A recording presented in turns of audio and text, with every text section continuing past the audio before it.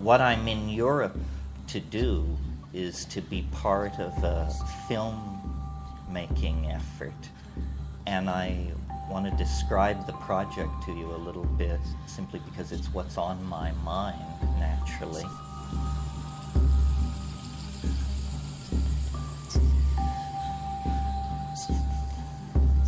It's not a film about rave culture. It's not a film about Albert Hoffman. It's not a film about body piercing or any of these things that great films need to be done about and have been done about. It's about one of your local heroes who is a great hero of mine. And I'm talking about Frederick V, Elector Palatine, Prince of Heidelberg, King of Bohemia, who was not content to sit back and let things happen, but was willing to launch a grand alchemical dream of a reformation of human society.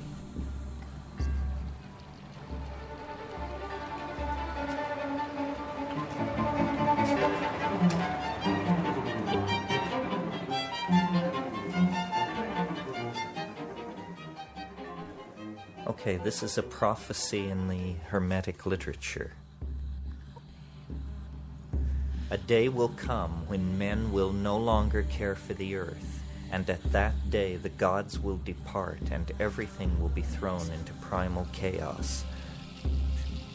This prophecy was strongly in the minds of the strains of non-Christian thought that evolved at the centuries of closure of the Roman Empire. A world whose psychology was very much like the psychology of our own time, a psychology of despair and exhaustion.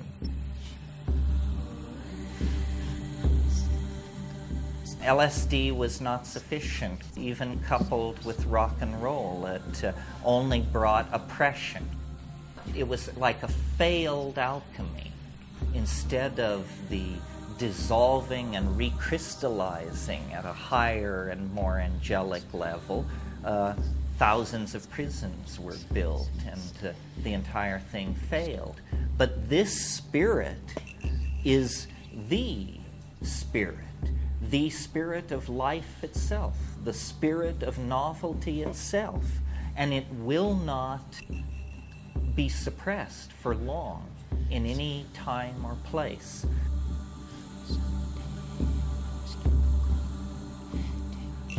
So now again, it comes. It's a spirit of dissent that says we will not serve the values of materialism, the values of the ego, and the values that separate and break down the community.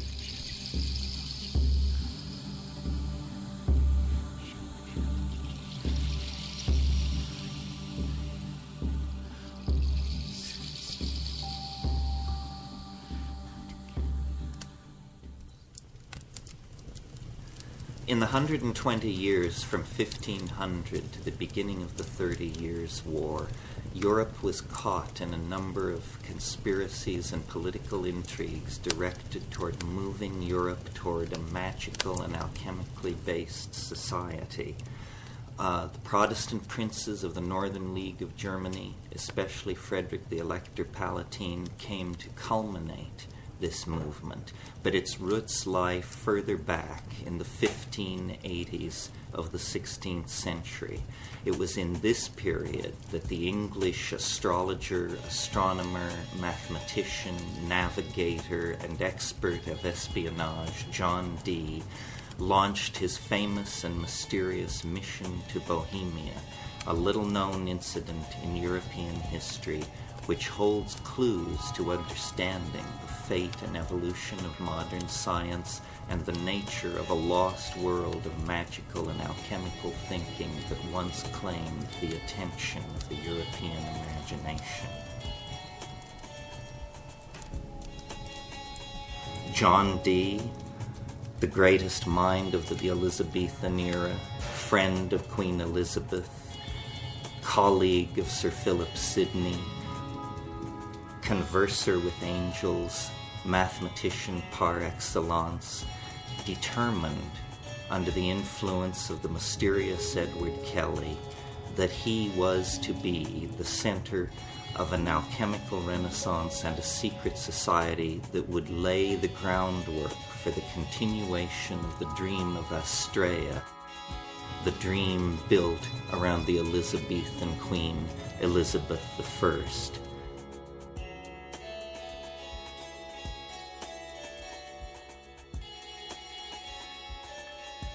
He associated himself intensely with the Arthurian mythical and mystical side of the Elizabethan idea of British Empire.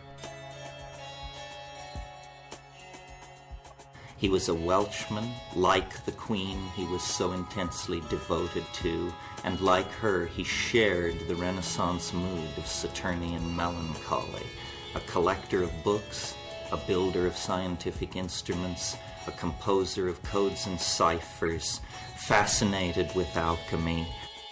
Dee was both the figure of the introspective melancholic and the world-planning, empire-building political visionary. Dee was under the patronage of the Earl of Northumberland, and it was Northumberland who looted the Catholic monasteries at the time of Henry VIII. We have reason to believe that John Dee had virtual carte blanche in selecting manuscripts from those libraries that interested him.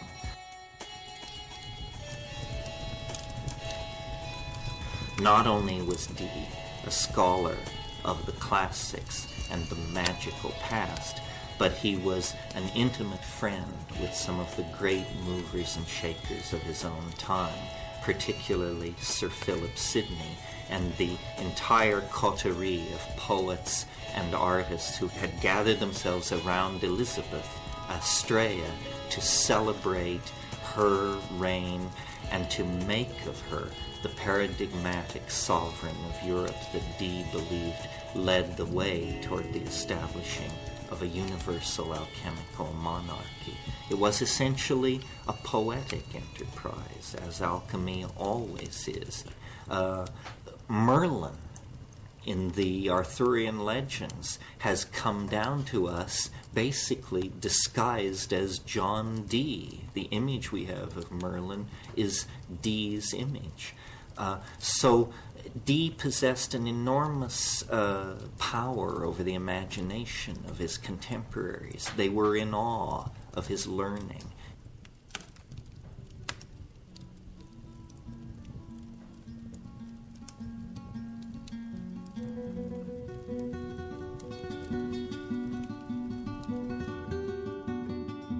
Or let my lamp at midnight hour be seen in some high lonely tower, where I may oft outwatch the bear with thrice great Hermes, or unsphere the spirit of Plato to unfold what worlds or what vast regions hold.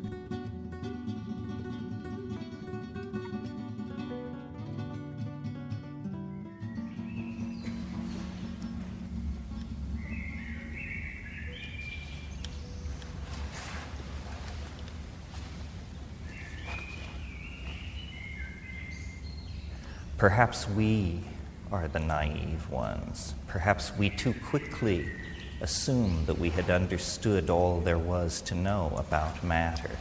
After all, even to this moment, we cannot locate the seat of the imagination in matter. We cannot trace the evolution of a human thought or hope in matter.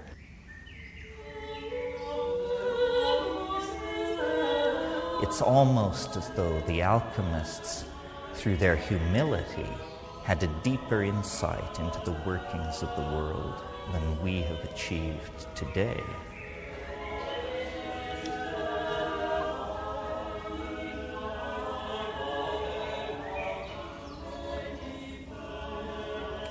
The transformation of matter into a universal panacea for the redemption of mankind.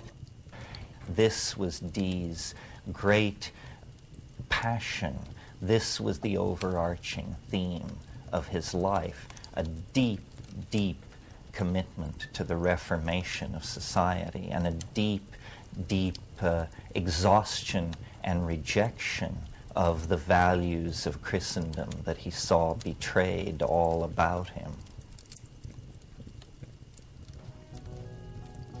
And then by distillation, and then by coagulation, and then by concentration through firing, the alchemical body is brought to completion.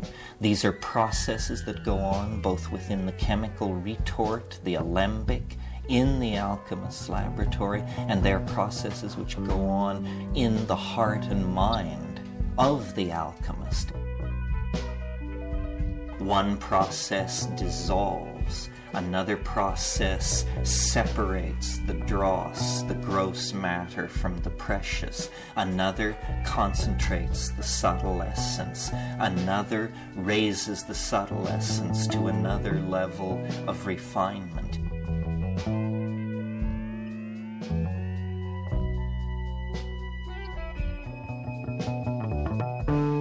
And over time, the great friend of the alchemist, this process of rarefaction and growth, both metallic and psychological, both internal and external, both personal and impersonal, proceeds and feeds upon itself, and eventually, not through any logic discernible to the scientific mind, there is a kind of miracle, the production of the stone, the union of spirit and matter, the fusion of these two contradictory aspects of the universe into a new and third thing, the quintessence, the rubedo, the lapis philosophorum, the aqua vitae, the nostre lapis philosophorum de vici.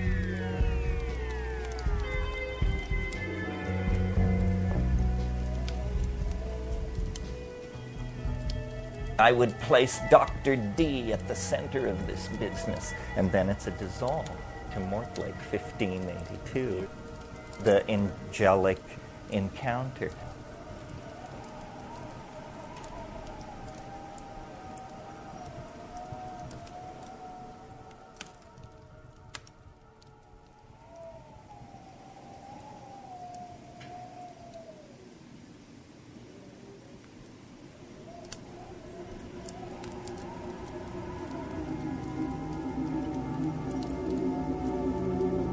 All you that fain philosophers would be, and night and day in Gelber's kitchen broil, wasting the chips of ancient Hermes' tree, weaning to turn them to a precious oil, the more you work, the more you lose and spoil.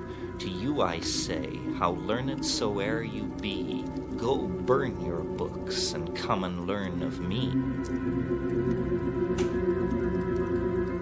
He was unusually susceptible to the claims of Edward Kelly, who came to Dee with two bona fides, a mysterious book written in hieroglyphics and a red powder which he claimed to be a partially completed approach to the alchemical elixir.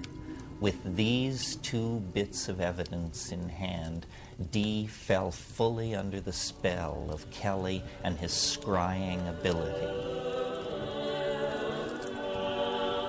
And communing with spirits and entities discerned within, he was at last obtaining entrance into the angelic realms he had so long sought.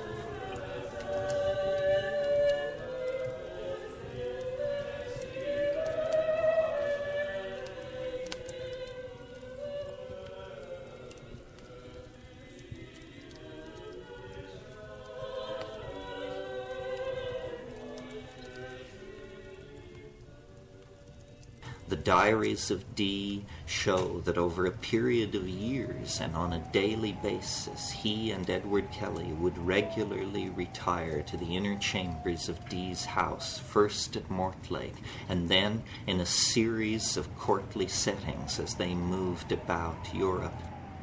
And in these seances, in these settings, a vast cast of angels and voices passed in parade, always egging our protagonists deeper into the Rosicrucian Enlightenment and the political dispensation that they sought.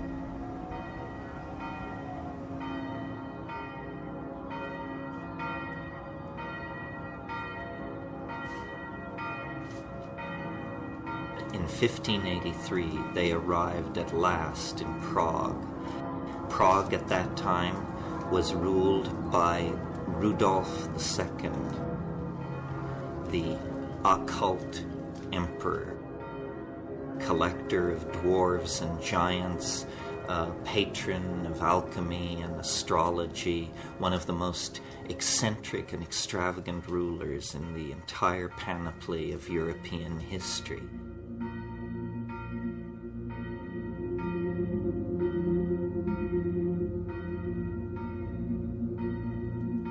And it was to Rudolf, and it was to the people around Rudolf, and the emperor's private secretary, Count Palatine Michael Meyer, it was to these established and renowned alchemists that Dee brought his plan and drew them forward toward the idea of an alchemical reformation.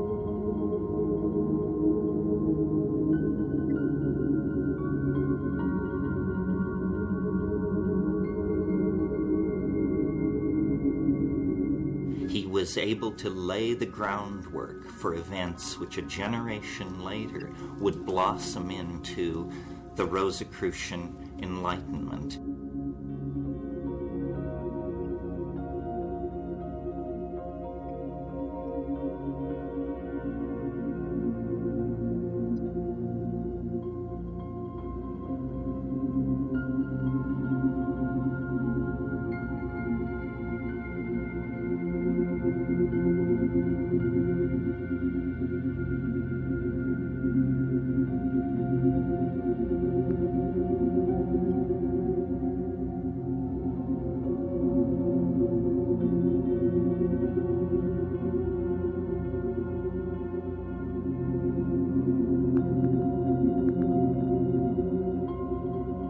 The whole of the cosmos is reflected in the mystery of man and woman, the mystery of the human mind-body interface.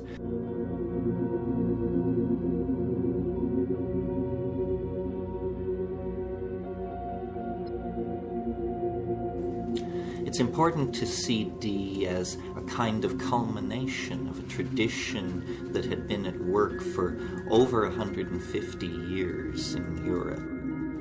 The use of astrology, numerology, Hebrew Kabbalah, and the doctrine of signatures to produce a magical theory of nature and man's place in it can be traced to a generation before Dee. People like Henry Cornelius Agrippa von Nettelsheim, who became the prototype for Faust, the Bishop Trithemius, the great developer of codes and ciphers, one of Dee's great passions, the Florentine magician Marcello Ficino, who was the great rediscoverer and promoter of the Hermetic knowledge, and upon which he drew very heavily. But he took their work and added the dimension of the idea of an angelic intercession into politics of the time, essentially in support of the values of the young Queen Elizabeth and her Astrea reign.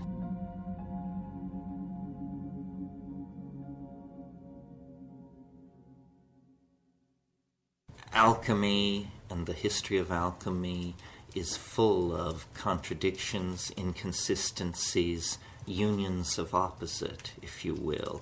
The very year that the Rosicrucian manifestos claimed the attention of the European public, 1608, Dee died in poverty and disappointment in his now half-looted and abandoned home at Mortlake. The alchemical dream that Dee had sought to live was to be completed, if at all, by personalities other than himself.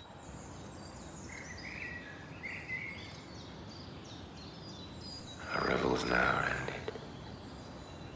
These are actors, as I foretold you, are all spirits that melted into air, into thin air.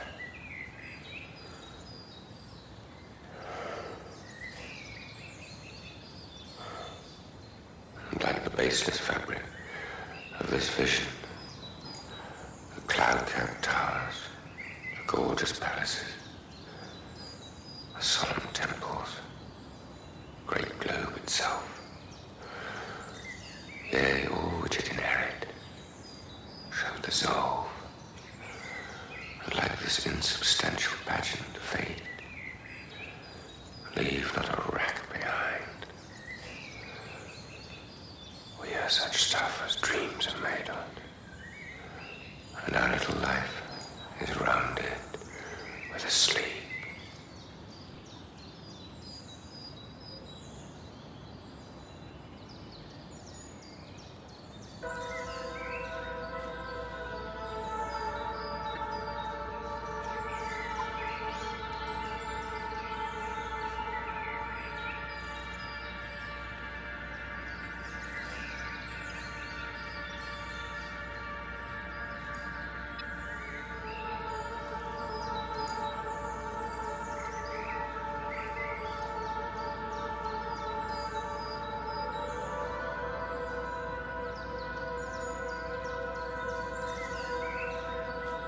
Frederick the Elector, the fifth Palatine Prince of Heidelberg, 16 years old, was betrothed by an arranged marriage to Elizabeth Stuart of England, the daughter of James I, the great-granddaughter of Henry VIII of England. She too was but 16 years old when they were married in one of the most dramatic nuptials that London had ever witnessed.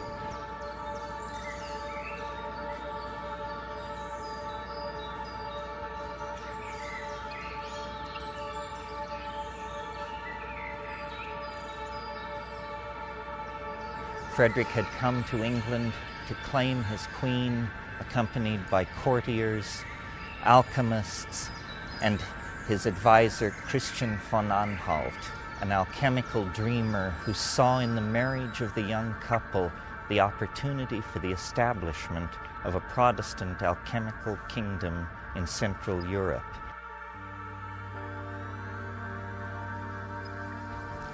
The young couple, lost in love, made their way back to Frederick's beautiful Palatinate in southern Germany, and there they intended to dwell and found a dynasty. But such was not to be.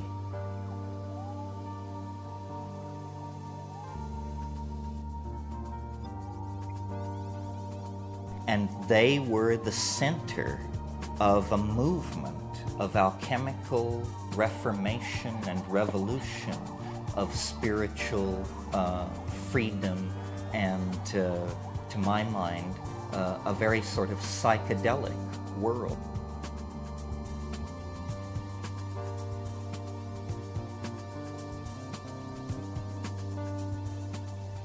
A rarefaction, good alchemical word, a rarefaction of the human imprint on this planet, a spiritualization of humanity, and a new order of mind folded in to this pair of 16-year-olds.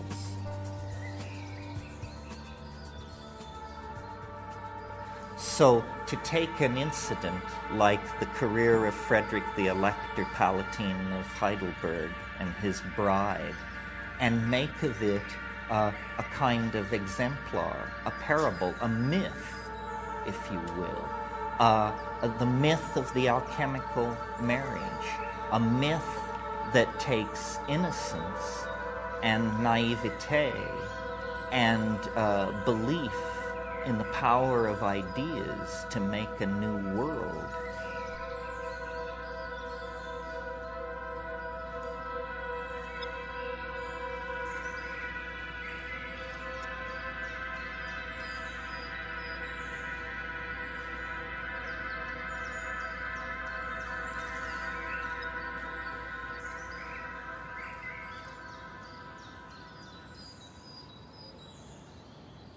In the decades immediately before the birth of modern science, the exploration of the New World and the flowering of the alchemical imagination confronted European man with a bewildering complexification of nature.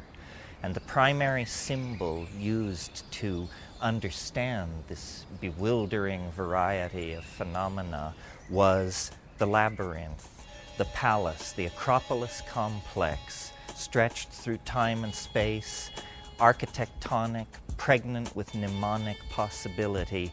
The palace, the court, became the symbol at the center of the social mandala of the European imagination, and never more so than here at Heidelberg, where Frederick and Elizabeth literalized the mnemonic and alchemical intentions of the age in a vast, sprawling complex of red sandstone cut with secret passageways, hidden doorways, and complexity found ordinarily only in the depths of the human unconscious and the alchemical imagination.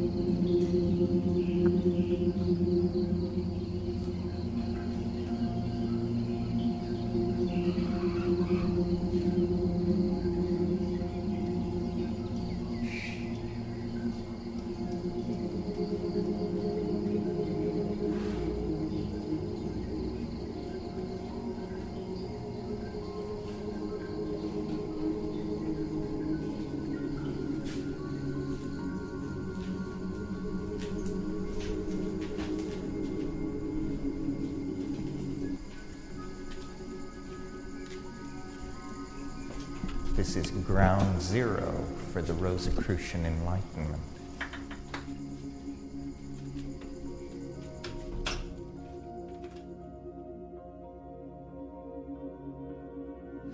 Standing here in the alchemical laboratory of the palace in Heidelberg, we are essentially at the center of the alchemical hopes of the Rosicrucian Enlightenment.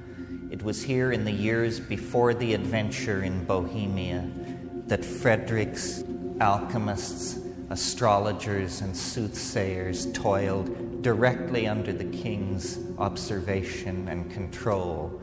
Here came Michael Meyer, Heinrich Kundrath, the great names of alchemy. It's entirely possible that John Dee was in this room. It's entirely possible that Edward Kelly stood where I am standing now.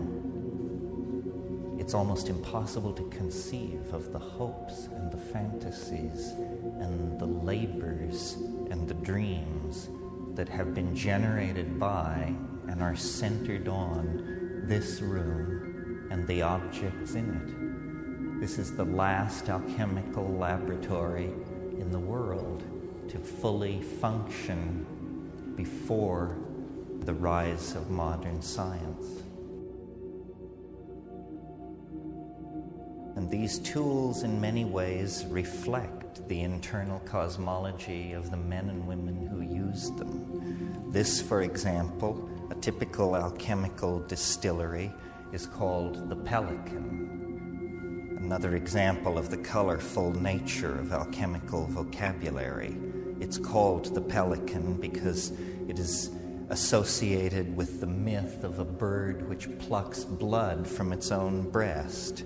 The prima materia, feces, black coal, charcoal, salt niter, heated in here, brought to a high temperature, a fevered caloric state, rises into the higher empyreum of the vessel, and there, rarefied, it condenses, liquefies, and flows down into the cooler domain of the child of the pelican. Here the essence is collected, the quintessence, and always the hope was that the next experiment, the next combination of materials would yield the elixir vitae, the lapis philosophorum, the completion that the alchemist sought.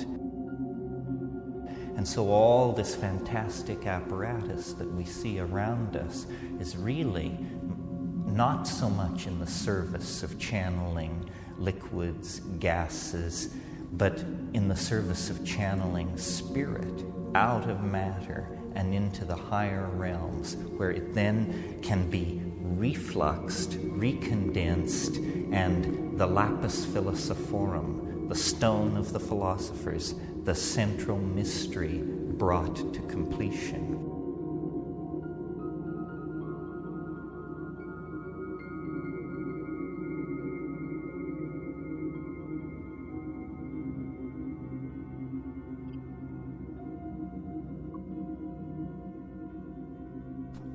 It's the self that we are trying to recover.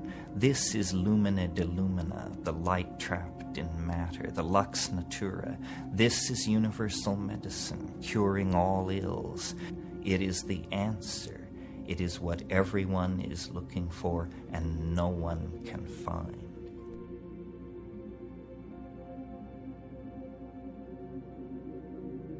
And so the alchemist toiled over the centuries, the torment of the sulfur, the torment of the cinnabar, the search for the triumphant chariot of antinomy, the search for the quintessential essence that represented the union of all the world that the alchemists saw around them.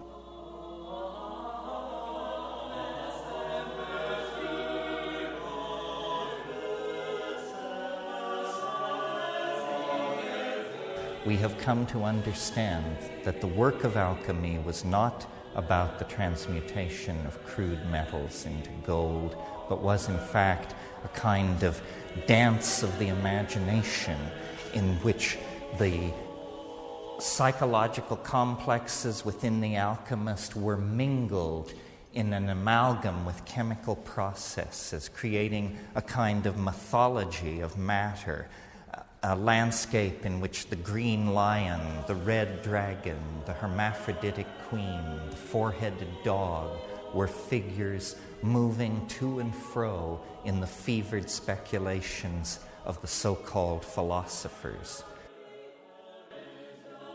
And the belief was that man could work with nature, a full partner with the divine process, and redeem the light fallen into matter, and in so doing, redeem himself.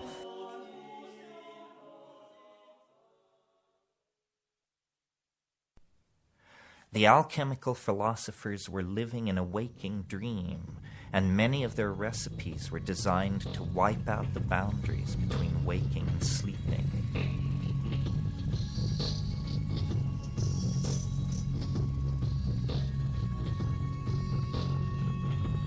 The stages in the great work, beginning in the negredo, the blackening, then the rubedo, the reddening, the citrinitas, the yellowing, the veriditas, the greening, the albedo, the whitening, and finally the purificatio.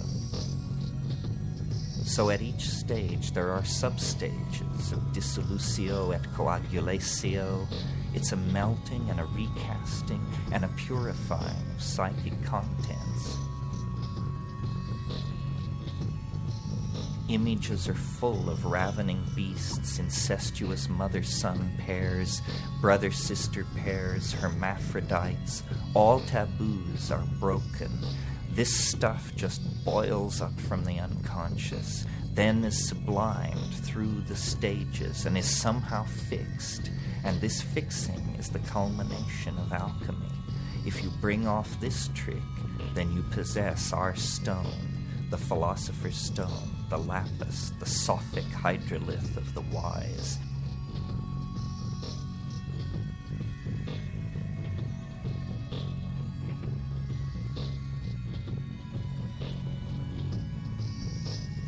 In the swirling of the alembic, in the chemical processes going on in the retorts, you begin to be able to project your unconscious material.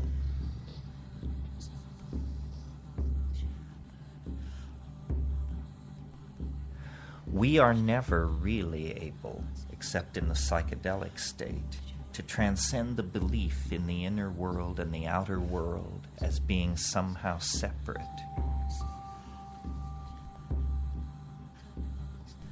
Within the context of the alchemical vocabulary, the psychedelic experience as brought to us through plants, long in the possession of Aboriginal people, appears to be the identical phenomenon.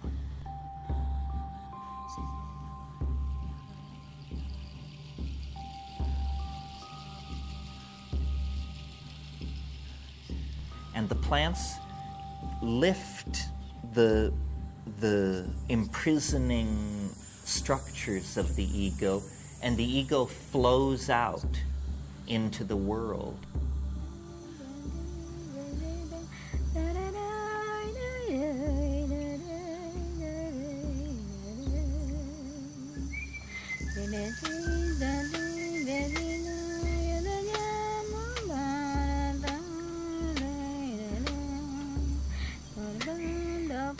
Shamanism is essentially a living tradition of alchemy that is not seeking the stone, but has found the stone.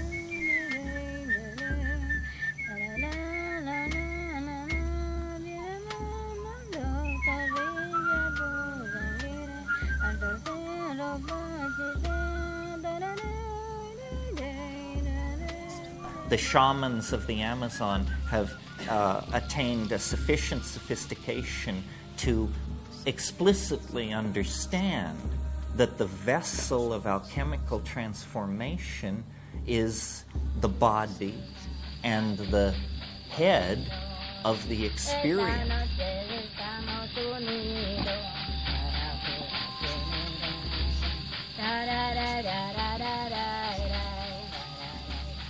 This is the alchemical vessel.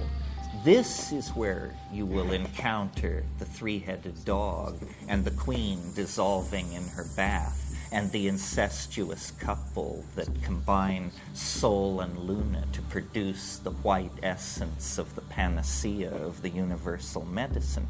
These are psycho-mental processes.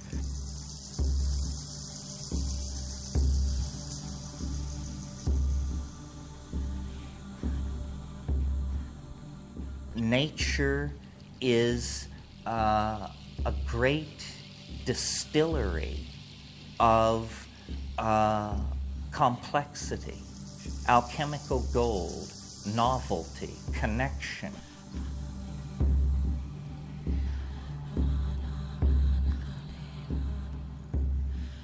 We have re-understood what was forgotten during the reductionist centuries of modern science.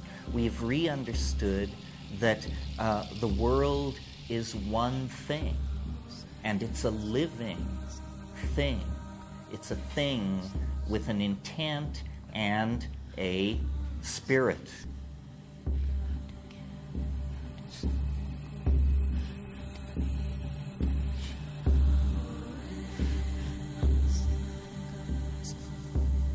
And rational analysis tells us that matter is simply atoms flinging themselves through space, obedient to certain mathematical laws that are invariant. And all the creativity, all the sense of connectedness that we experience as living beings, as members of a society, as human beings in contemplation of nature, all of that was denied.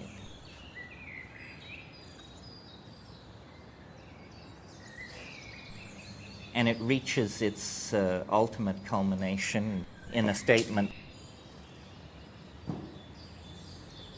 made by Jean-Paul Sartre, the French existentialist, who said, "Nature is mute." You understand what I mean? Nature gives no clue, he tells you. Man is alone in the cosmos with his complexes and his obsessions. He confers meaning. I reject this.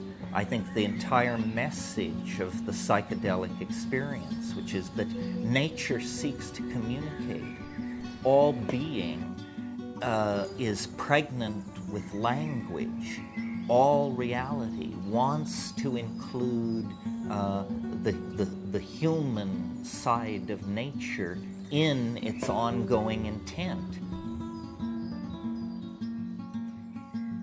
One of the most famous of all alchemical axioms is "as above, so below," meaning always that in every small part of reality there is a tiny reflection of the great overstructure of reality.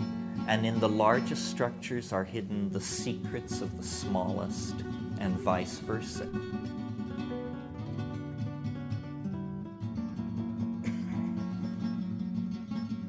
We have unconsciously imbibed the ontology of science, where we have mind firmly separated out from the world. But in an earlier age, mind and matter were seen to be alloyed together throughout nature.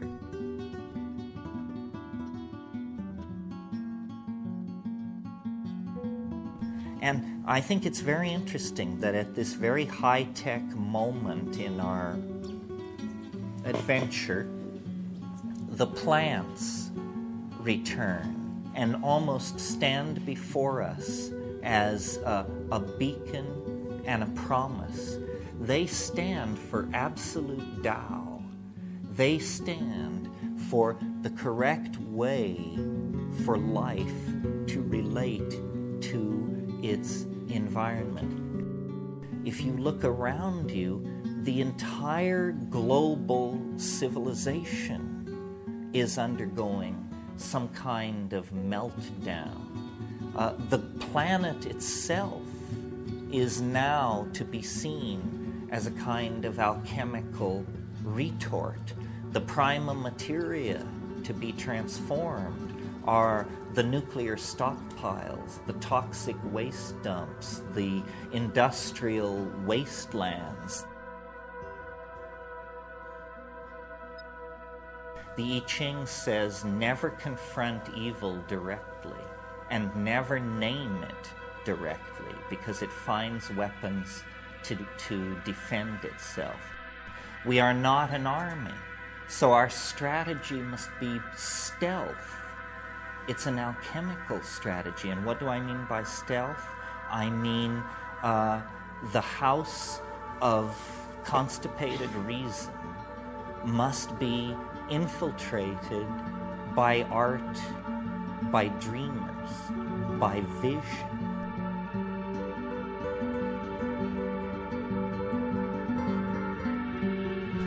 Find the others.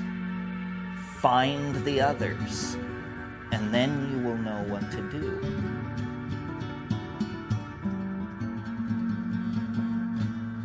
All truth which springs from the individual is subversive.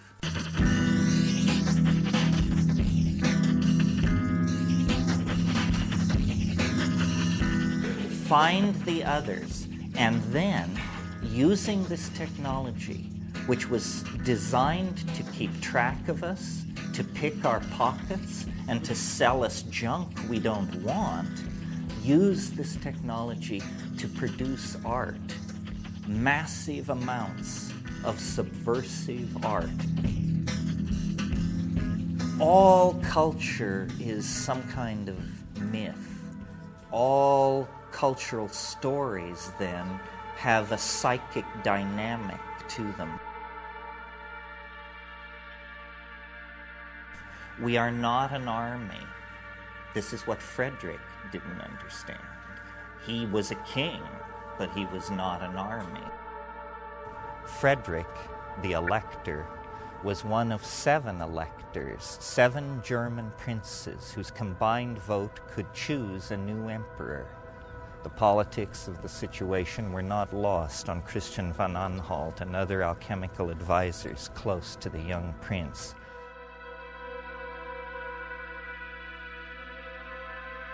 Frederick began to plan beyond the fairy tale world of his Heidelberg Palatinate and dream of himself, the alchemical emperor, returned to the throne of the Kingdom of Bohemia in Prague.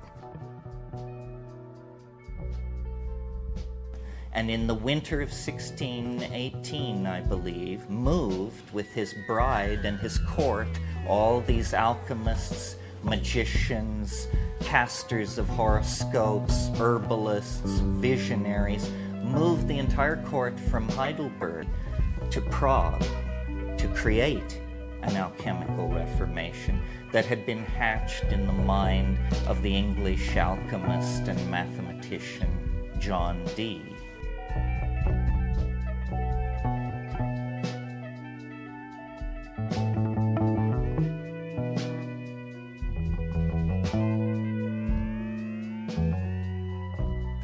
Unfortunately, the alchemical dream was not to be. Frederick's advisors had seriously misjudged the situation. James was not supporting an alchemical revolution.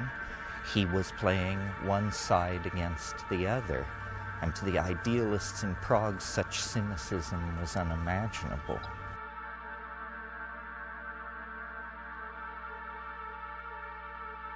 The Habsburgs back in Madrid quickly got wind of what was going on and laid siege to Prague. And the story of the alchemical kingdom and the Rosicrucian Enlightenment, for all purposes, ended at an incident called the Battle of White Mountain.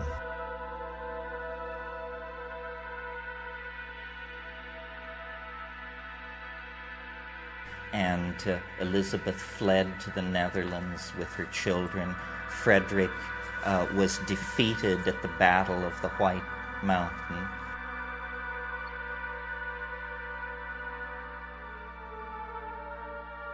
And the alchemical dream died.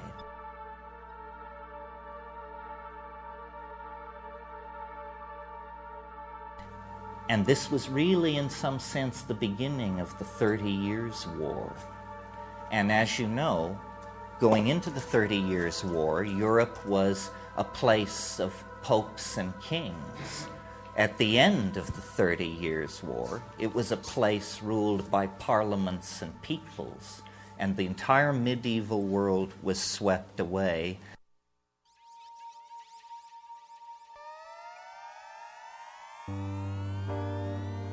And these angel-dealing, horoscope-casting, alchemy-pursuing visionaries of this Rosicrucian Renaissance became simply objects of historical curiosity.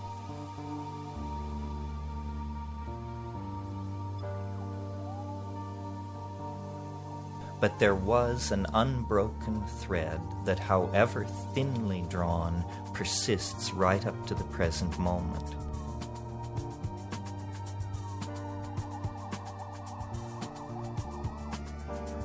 So the idea is to show the way back to the high magic of the late Paleolithic.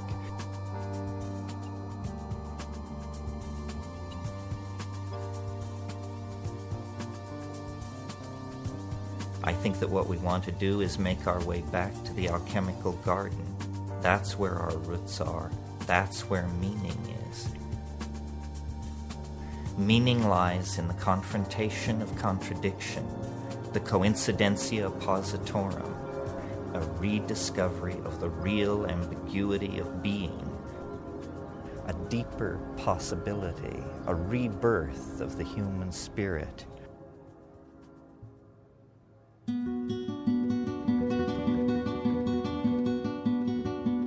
In their way, Frederick and Elizabeth were acting out the dream of Camelot.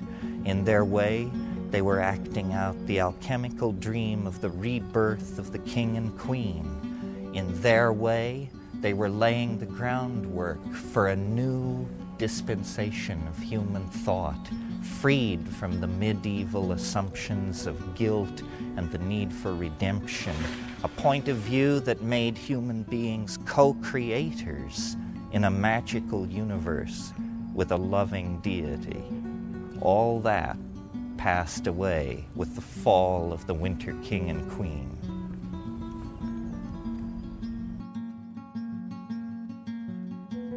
Well, until recently, I thought that that was the end of the story, but there is a coda that is amusing, if nothing else.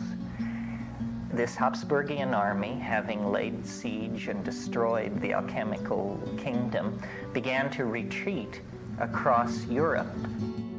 In that Habsburgian army, there was a young soldier of fortune, only 19 years old, still wet behind the ears, happily soldiering and wenching his way around Europe, and his name was René Descartes.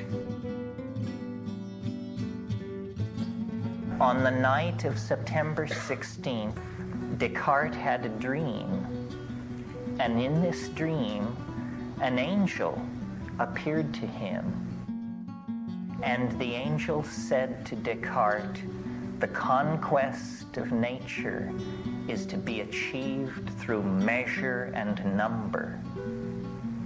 And that revelation lay the basis for modern science. It's the alchemical angel, which will not die. It returns again and again to guide the destinies of nations and peoples toward an unimaginable conclusion.